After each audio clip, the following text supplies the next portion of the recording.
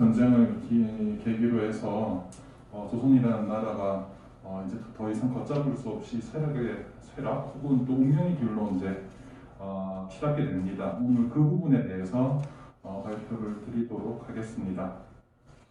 먼저 오늘 발표는 왜 우리가 이 시점에 청일 전쟁에 대해서 공부를 좀 살펴봐야 할 것인지, 그 의미가 무엇인지에 대해서 먼저 알아보고요.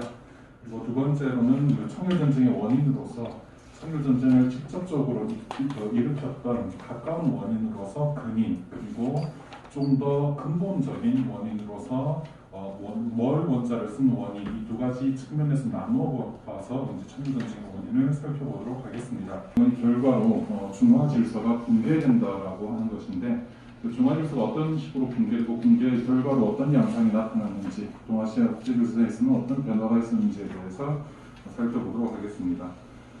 그리고 이제 청일전쟁 종결이 조선 반도에 미친 영향, 조선 정부에 미친 영향을 살펴볼 것이고, 이제 마지막으로 결론적으로 이제 지정학적 관점에서 봤을 때 청일전쟁과 조선의 운명이라는 것을 어떻게 해석할 수 있을지에 대해서 살펴보도록 하겠습니다.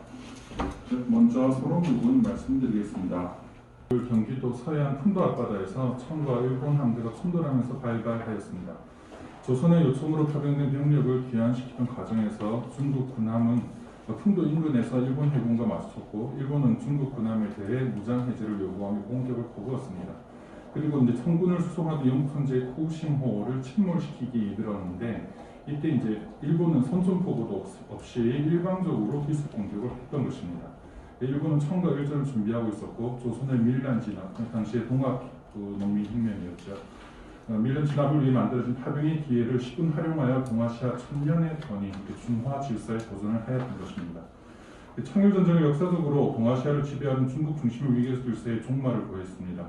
중국을 세상의 중심으로 상징하고 중화의 시해와 주변국들의 복종과 종속으로 이루어진 조공체제가 붕괴한 것이라고 하겠습니다.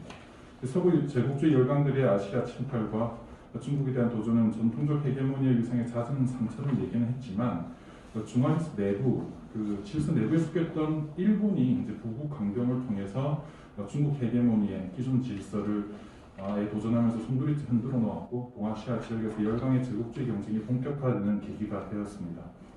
열강들의 경쟁과 갈등 와중에 조선의 처지는 점차 위태로워졌는데요. 청일전쟁의 결과 종주국으로서 청이 물러나자 조선은 자신의 안전을 보장해줄 전통적인 후원국을 상실하게 되었고, 스스로의 존립을 지킬 수 없을 정도로 나약했기 때문에 누구든 믿을 만한 동맹국을 찾고자 했습니다. 그러나 자신의 안위를 전적으로 타국에 의존할 수밖에 없는 조선을 지켜주겠다고 나서는 어떤 그런 선의를 가지는 나라는 없었습니다. 오히려 열강들의 경쟁 속에 조선은 무방비의 먹잇감이 되었고, 회생할 가능성조차 찾아보기가 어려웠던 것이죠. 청일전쟁은 오늘날 한국의 외교안보 정책을 수립하는 데 있어서 하나의 교훈으로 삼아야 할 어떤 역사적 비극이라고 하겠습니다. 강대국의 경쟁 속에서 의도와는 상관없이 전화의 희생양이 되어야 했던 약소국의 운명을 적나라하게 보여주는 19세기 말 동아시아의 국제정치에서 청일전쟁은 조선이 겪어야 했던 비극의 서막이었다고 하겠습니다. 오늘날 우리 한반도를 둘러싸고 있는 국제정세가 구한말의 어떤 비극적 상황만큼 그렇게 절망적이라고는 사실 할 수가 없겠죠. 오늘의 한국은 상황이 다르니까. 그럼에도 강대국으로 둘러싸인 지리적인 조건, 그리고 새롭게 등장하고 있는 지정학적인 위기는 과거의 비극을 거울 삼아서 우리가 외교 정책을 수립하고 안보 전략을 세우는데 좀 더 냉철하고 민첩한 대응이 필요하다라는 것을 요구한다고 하겠습니다. 한반도는 여전히 분단 상황으로 분열되어 있고, 또 중국의 부상으로 미국과 중국의 어떤 갈등이 점차 고조되고 있는 가운데, 냉전 시대 이후 이제 한국은 한미 동맹으로 한국의 생존을 보장해 왔었습니다. 그런데 이제 미중 대결에 첨예해지는 오늘날에도 우리가 지난 10여 년간 견제해왔던 안보는 미국, 경제는 중국 시와의 어떤 기회주의적인 접근법은 당면할 수 있는 어떤 국가적 위기를 초래할 수 있다고 하겠습니다. 또한 우리의 의도와는 상관없이 점차 미중 간의 대결 구도 속에서 누구를 선택해야만 하는 그런 시점이 도래하고 있다고 할 수 있겠습니다. 여기에서 시대적 흐름을 잃지 못하고 내적 분열로 국력을 남기고 또 주변 열강들의 압력에 무방비로 노출될 수밖에 없었던 뼈아픈 그 과거의 경험이 재현되어서는 안 될 것입니다. 이에 이제 청일전쟁과 이 속에서 조선의 비극적 행보를 살펴보는 것이 오늘날 한국의 지정학적 조건과 외교 안보 과제를 이해하는 데 중요한 역사적 교훈이 될 수 있을 것이라고 생각을 합니다. 다음으로 청일전쟁의 원인에 대해서 살펴보겠습니다. 한마디로 말해서 청일전쟁은 일본의 계획적인 도발로 시작된 것입니다. 많은 전쟁들이 우연한 갈등이 증폭되어서 예기치 못한 사태로 악화가 되고 그것이 상승하여 전쟁이 일어나게 되는데 청일전쟁은 그렇지 않고 일본이 치밀하게 사전에 준비하고 계획한 전쟁이었습니다. 청일전쟁의 직접적인 원인은 조선 내부에서 일어났던 동학농민혁명과 또 이를 통제하지 못한 조선 정부의 무능함에서 비롯되었다고 하겠습니다. 조선은 국내에서 동학혁명 운동으로 발생한 밀란에 대응하고 국내 질서를 유지할 수 있는 통제력조차 갖지 못한 그런 무능한 정부였습니다. 그래서 고종은 동학농민혁명을 진압하기 위해 청에 원병을 요청하게 됩니다. 이에 청은 조선에 병력을 파견하면서 과거에 일본과 1885년에 체결했던 그 텐신조약의 규정에 근거하여 일본에게 조선에 파병한다라는 사실을 통보하게 됩니다. 조선에 문제가 발생하여 군대를 파견할 필요가 있으면 상대방의 사전에 통보한다는 조항에 근거했던 것이죠. 이에 일본 또한 조선 파병을 결정하게 됩니다. 사실은 그 이전에 이미 일본은 조선의 상황을 예의주시하고 있었고 고종이 청에 원군을 요청할 것이라는 것을 예상하고 있었습니다. 그리고 이 기회를 이용하여 조선에 파병할 병력 또한 준비해 놓고 있었던 것입니다. 기회만 보고 있던 일본에게 조선의 밀란과 원병 요청은 아주 호기로운 기회로 작용했던 것입니다. 밀란은 결국 조선 정부가 진압을 했지만 청과 일본 군대는 철수하지 않았습니다. 당시 리용장은 일본과 전쟁을 치르고 싶어 하지 않았습니다. 그렇지만 일본은 이 기회를 또 놓칠 수가 없었던 것이죠. 전쟁을 준비하고 해야 된다고 생각하고 있었습니다. 그래서 조선이 불안한 상황을 자초했기 때문에 향후 일어난 일이 다시 일어나지 않도록 조선의 개혁이 필요하다는 명분으로 일본은 철분하지 않고 청과의 충돌 기회를 노리고 있었습니다. 전쟁을 원했지만 무턱대고 할 수 없었고 전쟁을 하기 위해서는 명분과 어떤 기회가 필요했던 것입니다.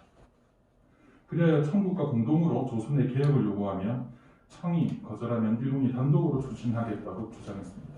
이러한 일본의 요구에 청도, 조선도 응하지 않았고 결국 일본은 1894년 7월 17일 조선 정부에 최후 통첩을 전달했고 23일 날 왕궁을 점령하고 조선 군대의 무장 해제를 강행했습니다. 그리고 이제 풍도 앞바다에서 앞서 말씀드렸던 청군을 수송하던 호우시모를 격침하면서 청일 전쟁이 발발하였습니다. 당시에 청과 어느 국가도 뭐 선전포고를 한다든지 이런 것은 없었습니다. 일방적으로 기습 공격이 단행되었던 것입니다. 그리고 한 달 뒤에 이제 양국이 정식으로 선전포고를 하면서 전쟁이 본격적으로 돌입되게 됩니다. 이렇듯 조선의 동학농민혁명과 이를 진압하기 위해 청이 군대를 파견하고 이어 일본의 파병이 이루어지면서 청일 양국 군대의 긴장과 충돌이 일어난 것은 청일전쟁 어떻게 보면 이제 직접적인 원인인데 이미디어트 코우스라고 할 수가 있을 것입니다.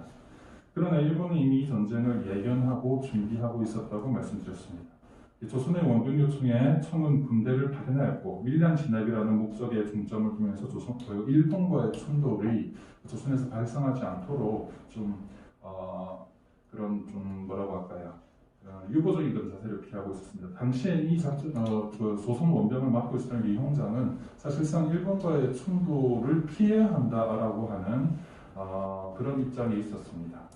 그러나 일본은 이 기회를 활용하여 청과의 일전을 목적으로 조선에 군대를 보냈습니다. 19세기 말 동아시아 국제 질서에 거대한 변화를 경험하고 있었는데 역사적으로 유일한 헤게모니로 군림하고 있던 중국은 서구 제국주의 영들의 압력의 점차 세를 이뤄가고 있었던 반면에 일본은 개항과 함께 서국물을 습득하면서 근대적 국가로 거듭나고 있었습니다. 아시아의 변방 섬나라에 불과했던 일본이 서구 제국주의를 모방하면서 아시아의 새로운 강자로 부상하고 있었던 것입니다. 결정적인 계기가 이제 그 역사적인 계기는 이제 메이지 유신으로 볼 수가 있겠죠. 그 메이지 유신 이후에 일본은 서구 제국주의 국가들과 대등한 국제적 위상을 확보하는 것을 목표로 근대적 국가로 재탄생하게 됩니다. 그것은 곧 서구 제국주의 열강들의 그 경쟁에 일원으로 참여하는 것이었으며 대외적 팽창 노선이 자연적으로 기결되었습니다. 메이지 유신으로 일본은 공건제를 철폐하고 근대적 국가의 기틀을 갖추고자 서구를 맹렬히 학습했습니다. 부국 강경을 내세웠고 그것만 일본의 존립을 보장해 줄 수 있다고 생각하면서 적극적으로 개혁을 단행했습니다. 1875년 운요 사건 직후에 일본은 프로이센의 문제를 따라 일왕의 직속으로 참모본부를 두면서 군부를 우월적 지위에 두는 어떤 제도적인 장치를 마련했습니다. 그래서 1882년에는 군비 증강 계획을 마련했고 이를 통해 이제 기존 병력의 2배로 증강할 것을 목표로 설정하였으며 1883년에는 해군 건함 계획을 마련했고 이에 따라서 8년 안에 군함 42척 보유한다는 그런 목표를 설정하였습니다. 그리고 1889년에는 징집령을 대폭 수정하여 국민 계병제를 도입함으로써 모든 일본 성인 남성이 병력 의무를 가지는 근대적 국민군대로서 제도를 마련하였습니다. 일본의 부국 강병은 단순히 자국의 방어에만 있지는 않았습니다. 여기에 대한 것은 주권선과 이익선에 대한 주정에서 알 수가 있는데요. 일본의 이익이라는 것이 주권선의 방어에만 있는 것이 아니라 이익선을 수호하는 것까지 확장되어야 한다는 주장이었습니다. 이는 1890년 12월 6일 그 내각의 총리 대신이었던 야마가타 아리토모가 시정 방침에 관한 연설에서 강조한 내용인데 이는 이미 이익선의 핵심으로 조선을 지목하고 있었습니다. 청은 이미 서구 열강들의 침투에 적절하게 대응하지 못하면서 한계를 보이고 있었던 반면 러시아는 대륙을 가로질러서 이제 극동으로 진출을 하고 있었던 것이죠. 시베리아 횡단철도가 완성되는 날에는 조선에서 많은 사건들이 일어날 것이다 라고 내다보면서 야마가타 아리토모가 일본의 심정을 겨누는 단도의 형상을 한 조선 반도에 대해서 일본이 적극적으로 이해를 가져야 된다라고 분명히 주장을 했던 것입니다. 지리적으로 봤을 때 또 일본의 대외 팽창을 위해서는 바다라고 하는 어떤 장애물이 있었습니다.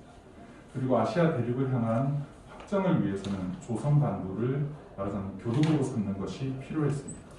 전통적으로 중화의 조공질서 속에서 조공질서 속에서 이제 중국의 지배적 영향력 공간이라고 할 수 있는 그 속에서 안주했던 조선이 1차적 목표가 되었던 것입니다. 이렇게 봤을 때 청일전쟁이 발발하게 되는 보다 근본적인 원인으로는 부상하는 일본 그리고 팽창주의 이를 위한 조선에 대한 배타적인 지배력 확보 필요 이것을 근본적인 원인으로 지목할 수 있겠다고 하겠습니다. 다음으로 청일전쟁으로 인해 이제 일본이 승리하고 청이 패배하는 속에서 중화 질서가 붕괴되는 것에 대해서 말씀드리겠습니다. 일본은 청과의 전쟁을 필연적인 것으로 상정하고 치밀하게 준비했습니다. 그러나 이제 청은 중화의 화성을 떨치지 못한 채 수동적으로 일본에 끌려다니면서 전쟁에 임했었는데요. 청은 기본적으로 소모전이라는 관점에서 이 전쟁에 임했습니다. 그러니까 전쟁을 장기적으로 끌면 결국 승리는 청이 할 수 있을 것이다라는 생각이었죠. 이에 비해 이제 일본은 신속하게 기습적으로 공격하면서 청을 압박하면서 중국에는 전쟁을 승리로 이끌 수 있었습니다.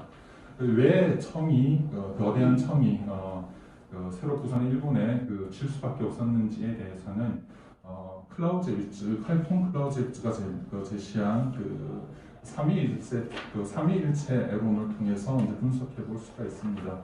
삼위일체로는 정치적 측면, 그리고 사회적 측면, 군사적 측면 이 세 가지 측면이 유기적으로 결합되었을 때 전쟁이 보다 성공적으로 이끌 수 있다라는 그런 이론입니다. 그리고 또한 이 세 가지가 각기 서로 다르게 나타나기 때문에 전적이 다양한 양상으로 펼쳐진다라고도 할 수 있겠습니다.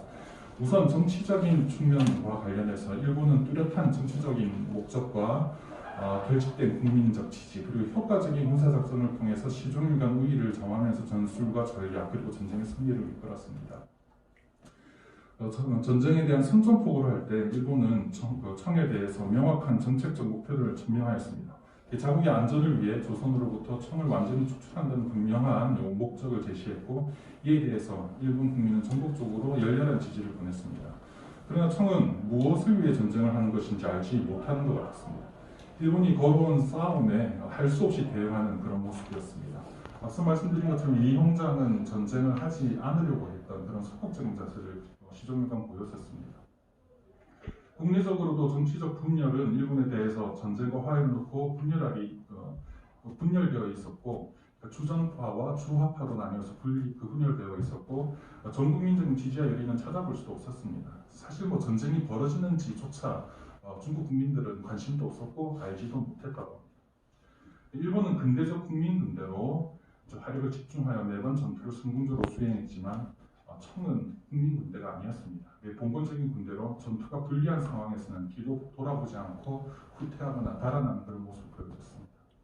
그리고 남겨진 청국 군대가 청국에서 달아나면서 남기고 간 무기와 물자는 그대로 일본군의 전리품이 되었는데 이로써 이제 원정의 문제에서 발생하는 병참 지원의 어려움이 보완되면서 그 소모전이 야기할 수 있는 그 일본의 불리함이 극복되고 전기를 단축시킬 수 있는 그런 요인으로 작용을 했습니다. 이로써 원정이 전체적으로 일본보다 훨씬 더 많은 병력을 가지고 있음에도 불구하고 청은 전쟁을 위해 총동원 체제를 작동시키지 못했었고 또 핵심 전투의 병력을 결집하여 힘을 집중시키지 못함으로써 일본에 대한 우위를 단 한 번도 가지지 못한 채 신속한 패배를 받아들여야만 했습니다. 이로써 이제 청이 패배를 하게 되었고 청이 패배하고 난 다음에 서구 열강들은 사실상 중국을 아시아의 병자로 취급하기 시작했습니다. 과거까지만 하더라도 그 청이 가지고 있는 중국이 가지고 있는 거대한 땅덩어리 그리고 전통적인 어떤 우위의 위치에 대해서 막연한 그런 청에 대한 그 두려움이 있었습니다. 그래서 잠자는 사자라고도 이야기를 했었는데 이 이후에 이제 청이 나약함이 만천하에 드러나게 되고 이 청나라에 대해서 열강들의 그 이익 경쟁이 본격화되게 됩니다. 다음으로 청일전쟁과 청일전쟁 종결 이후 어떤 조선에 대해서 상황에 대해서 말씀드리겠습니다. 그 청일전쟁에서 일본의 명시적인 목표는 조선의 독립이었습니다. 그런데 사실상 청의 영향력을 조선 반도로부터 추출하기 위한 명분에 불과했으며 그 조선에 대한 독점적인 영향력을 일본이 확보하는 것이 진정한 의도였고 전쟁의 목적이었다고 하겠습니다. 그런데 일본은 전쟁에서 승리했음에도 불구하고 그 명분상의 목적은 달성했을지언정 진정한 목적은 이루지 못한 절반의 성공이었다고 하겠습니다. 그 조선에서 청의 빈자리를 일본이 바로 접수할 수는 없었습니다. 이제 조선의 영향력을 두고 러시아와 경쟁하게 되는 그런 상황을 맞게 된 것입니다. 이는 이제 일본의 영향력을 두려워한 조선 정부가 러시아를 끌어들이면서 발생했던 것입니다. 이것보다 훨씬 10여 년 전 그 고종의 고문관이었던 그 밀렌도르프가 조선의 독립을 위해서는 러시아가 필요하다라는 조언을 했었는데 그것이 이때 와서 이제 그 실현이 된 것이라고 하겠습니다. 조선은 일본에 예속되지 않기 위해서 많은 노력을 하기는 했습니다. 그 청일전쟁 이후 조선에는 이제 정치적인 성격을 가진 일본 차관이 압도적으로 들어오게 되는데 그 차관으로 인해서 일본이 경제적으로 예속되지 않기 위해서 이제 그 조선 정부가 차관 상환 노력을 아주 피나게 합니다. 그런데 이 차관을 다 하고 어느 정도 사실상 많은 부분을 갚고 나니 또 재정 파탄이 왔고 그 재정 파탄으로 다른 나라에서 차원을 들여오려 했지만 일본의 방해로 여의치 않았고 다시 또 일본의 차원을 들여올 수밖에 없는 그런 악순환을 겪게 되었습니다. 일본은 계속해서 조선을 예속화시키려는 노력을 했던 것이죠. 정치적으로도 일본의 입장에서 이제 일본을 배제하고 러시아를 끌어들이는 그런 왕비 민씨 일파를 매우 불편한 상대로 여겼습니다. 그래서 이제 일본은 넘지 말아야 할 선을 넘었는데 그게 1895년 그 을미사변입니다. 이로써 이제 일본에 대한 그런 반일 감정이 조선 전체에 대해서 전국에서 일어났고 그 일본이 조선에 대한 적극적인 공세를 주춤할 수밖에 없는 그런 상황으로 바뀌었습니다. 네, 그런 운동은 조선은 계속해서 러시아가 후견인이 되어주길 바랍니다. 고종은 을미사변 이후 아간타천으로 이제 그 러시아 공간에 몸을 숨기기도 했었고요. 그리고 고종의 어떤 밀사로 파견된 민영안이 그 러시아와 동맹을 맺기 위해서 노력을 합니다. 그런데 사실상 러시아는 그 조선을 그 동맹국으로 삼고 우원해주기보다는 조선에서의 이익에만 관심이 있었습니다. 그 결과 러시아와 일본 사이에는 조선을 두고 경쟁을 하기보다는 서로의 이익을 존중하고 한 선에서 마무리, 갈등을 더 이상 일으키지 말자 하는 차원에서 협정을 맺게 되고 그것이 조선에게는 잠시나마 연명할 수 있는 그런 그 기간은 주었지만 결국은 그 운명의 시간으로 갈 수밖에 없는 결과를 초래했다고 하겠습니다. 자, 그럼 끝으로 시간이 다 되었기 때문에 그 청일전쟁과 조선반도의 어떤 지정학적인 관점에서 이야기를 해보도록 하겠습니다. 그 강대국 사이에 끼어 있다라고 하는 조선의 어떤 지리적인 위치는 약소국으로서 완충국이라고 이야기를 하겠습니다. 그러니까 이제 다음에 발표할 김현지 박사가 이야기했던 완충체제로서 이해를 할 수 있을 것입니다. 근데 완충이라고 하면은 양쪽으로부터 오는 혹은 다측면에서 오는 어떤 압력을 조금 뭐라고 할까요? 압력을 완화시키는 그런 역할을 한다고 할 수 있을 텐데 조선이라는 나라는 너무나도 약했기 때문에 완충의 역할이 상당히 제한되어 있었습니다. 청일전쟁에서 완충의 역할이라고 한다면 중국 본토에서 직접적으로 전투가 일어나는 것을 조선반도가 어느 정도 분담해서 가졌다는 측면 그런 점에서 또 완충 역할을 하지 않았나 싶습니다. 그러나 이제 일본의 관점에서 본다면 조선은 일본 팽창주의를 위한 교두보였다고 하겠습니다. 이것은 하나의 그 청을 위한 청의 세력 그 해경에 도전하는 하나의 그 디딤돌로서 조선반도가 필요했다라고 하겠습니다. 그리고 이제 조선을 실제로 봤을 때 조선은 그 완충의 역할을 한다기보다는 혹은 그 조금 더 강한 힘을 가지고서 주변 국가들 사이의 힘의 균형을 도모하면서 자신의 독립적인 위치를 유지하기보다는 일종의 셰터벨트로서 전락할 수밖에 없는 그런 사실을 확인할 수 있었습니다. 왜냐하면 조선 국내 분열고 그리고 그 분열된 분파들이 각기 다른 외세를 끌어들이면서 서로 경쟁하고 그러면서 이제 지역 불안정을 초래하게 되는 그런 양상이 이 청일전쟁에서 읽을 수 있는 부분이라고 하겠습니다.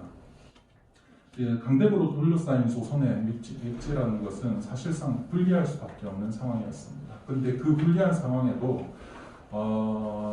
비록 개헌은 있었지만 청일전쟁이 일어나기까지 20년이나 시간이 있었고 또 한일합방까지도 더 시간이 있었습니다. 그렇지만 그 시간 동안 조선은 점점 나빠지기만 했지 어떠한 기회도 찾지 못했습니다. 이렇게 봤을 때 청일전쟁은 조선이 더 이상 국가의 운명을 연장하기 어렵다라는 것을 보여주는 하나의 뭐라고 할까요? 예견하는 그런 중요한 사건이었고 이 청일전쟁을 계기로 해서 조선은 점점 더 생명을 단축하게 되는 그런 길로 들어서게 됩니다. 이상으로 발표를 마치겠습니다.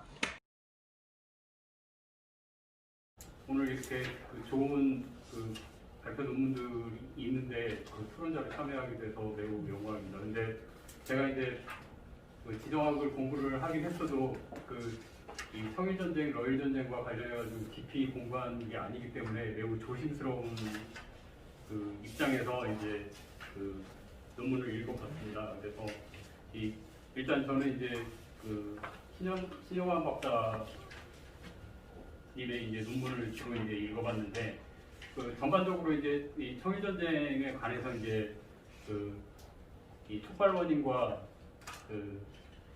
기저 그 원인에 대해서 이제 설명을 하면서 잘 얘기를 해주신 것 같습니다. 근데 제가 이제 그 나중에 이제 논문으로 제출을 하시게 된다라고 하면 조금 이제 추가적으로 이런 부분이 됐으면 포함됐으면 좋겠다라고 하는 부분이 있다라고 하면 이게 이제 지정학과 관련된 논문이니까 그 지정학이라는 게 무엇이냐라는 부분이 이제 일단 들어가고 그리고 이제 그 언더라인 코스하고 그 프리시퍼테이팅 코스하고 두 개를 얘기를 할 때도 그런 부분에 조금 초점을 맞춰주시면 더 좋지 않을까. 그러니까 뒤에 이제 그 언더라인 코스 얘기를 할 때 이제 지정학적 계산이 분명히 이제 설명이 돼 있긴 한데 어떻게 보면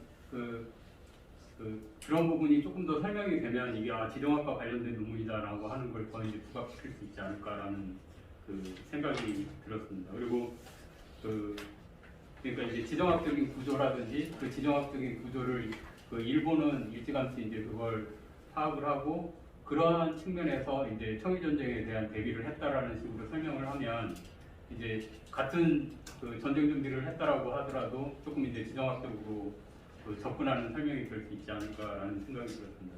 그리고 그러한 측면에서 봤을 때 이제 저는 이제 결론 부분에서 나오는 게 상당히 중요한 것 같습니다. 그러니까 불리한 조건이 무능한 조선을 만나서 더욱 가혹하게 되었다라고 하는 부분이 어떻게 보면 지정학적인 이유 때문에 그렇게 왜냐하면 지정학이라는 개념 자체를 그렇게 이해할 수 있기 때문에 할 수 있지 않을까 싶습니다. 그리고 한 가지 또 궁금한 게 셰터벨트라고 이제 그러니까 전형적인 셰터벨트로 전락했다라고 이제 얘기를 하셨는데 셰터벨트라고 하는 개념에 대해서 조금 이제 설명이 되어야 할 것 같습니다. 왜냐하면 코엔이 얘기한 부분하고 조금 다르지 않나 싶은 생각이 들어서 이제 그런 부분을 조금 보완을 해가지고 논문을 완성하면 더 좋은 논문이 되지 않을까. 이 발표문에서도 전쟁의 원인 부분하고 사실 마지막 결론에 있었던 지정학적인 의미가 중요한데 이것을 사실 연결을 하면 논문에서 좀 더 이제 체계적인 접근이 될 수 있을 것 같고 이 지정학이라는 큰 틀 내에서 이제 한반도에 어떤 영향이 있었는지 부분을 좀 더 구조적으로 이제 프레임을 잡아서 완성시켜 나갈 수 있도록 하겠습니다. 그래서 어떻게 보면은 지리적 조건하고 지정학 조건을 좀 구분할 필요가 있을 것 같은데요. 사실 지리적 조건이라는 거는 한반도는 전혀 변하지 않았죠. 다만 지리적인 구조를 채우는 내용들이 지금 현대에서는 많이 바뀌었다고 생각을 합니다. 중국하고 일본의 과거 다시 회귀 이런 영역도 말씀을 하셨는데 사실 오늘날 우리가 당면하고 있는 갈등이라고 하는 것은 크게 보면 미국과 중국의 대립으로 봐야 될 것이고 이 지정학적 관점에서 과연 이제 대륙국가, 해양국가 간의 갈등이냐에 대한 문제는 좀 더 저희가 좀 봐야 될 부분이 있을 것 같습니다. 이제 미중 갈등이라는 큰 틀 내에서 이제 일본도 봐야 될 것이고 이제 우리가 어떤 안보적인 입장을 취해야 될지 외교적인 입장을 취해야 될지는 사실 제가 생각하기엔 좀 명백한 것 같습니다만 그 부분에 대해서는 정책 결정자들이 좀 오락가락하는 부분이 있는 것 같아서 그게 좀 염려스러운 부분이 있습니다. 어쨌든 구한 말에 이제 청일 전쟁을 겪으면서 한반도가 이제 국내적으로도 분열하고 온갖 외세들을 다 끌어들여서 자신들의 정책 입지를 강화하려는 그런 아주 퇴행적인 양상을 보여줬는데 적어도 오늘의 우리는 그렇지 않은 것이라고 생각을 하고 이제 거기에 대해서 계속해서 우리 예의주시하면서 우리를 둘러싸는 안보 환경에 대해서도 계속해서 이런 조언들을 해야 되지 않을까 그렇게 생각을 합니다. 그리고 이제 결론에 각각의 입장에 따라서 한반도를 어떻게 봐야 될 것이냐에 대해서 크게는 김현지 박사의 이론을 따라서 완충 체계로 처음에 묘사를 했습니다. 그렇지만 이제 청의 입장에서는 완충의 역할을 제한적인것만 했다라고 평가를 할 수 있겠습니다만 일부는 이제 대륙 확장을 위한 교두보로 인식을 했다라고 말씀을 드렸고 이제 그것이 완수되지 못했던 것이 청일 전쟁이었고 그리하여 러일 전쟁의 씨앗을 잉태하고 있었다라고 저는 평가를 했습니다.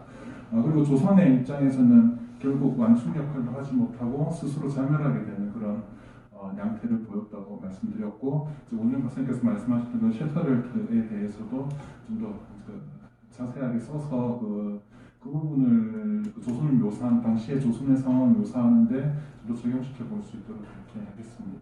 이상입니다.